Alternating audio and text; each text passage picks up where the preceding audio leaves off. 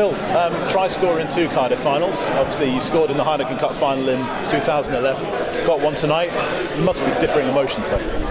Yeah, both classics, clearly, from a long way out. But obviously with the second half that happened in the Heineken a few years ago, the emotions are very different. I've never actually watched that game back,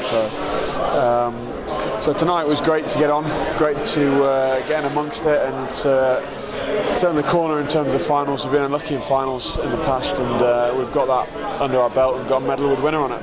How much of a motivating factor was Exeter a few weeks ago?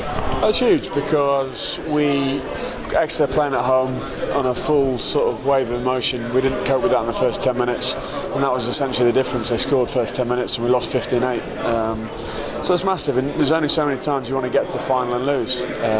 So all that bitterness builds up over time, and you have to just sort of learn from that, but also let it motivate you and push you over the edge.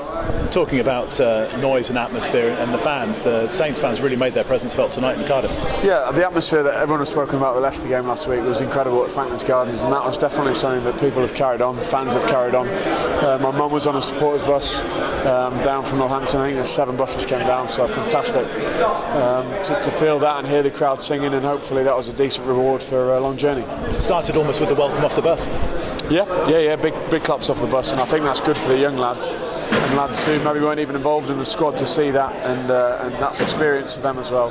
For the lads who played in the quarters, played in the semis, to be in the changing room when we've won is big experience for them, and they know next year it might be them stood there with a trophy. Recovery tomorrow morning. Midday. It's at midday. Discuss.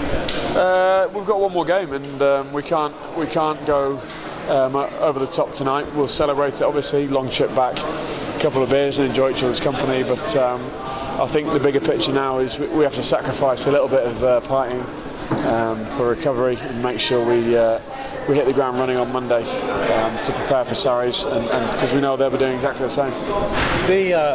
Bath came into this game after having not played last week, but Saracens obviously going against the Aviva Premiership final, playing Toulon tomorrow. In that respect, you're almost level pegging on that.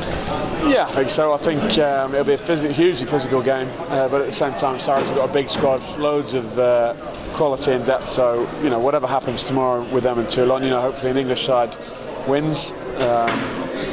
Whatever happens, they'll put out a side at Twickenham which is full of class and hungry for success.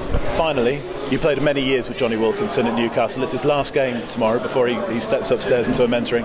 Just what does he, in terms of what does he bring to the game from your own experience, and then also for English rugby? I mean, everyone talks about his unbelievable professionalism, his desire to train, to improve, to always, get better.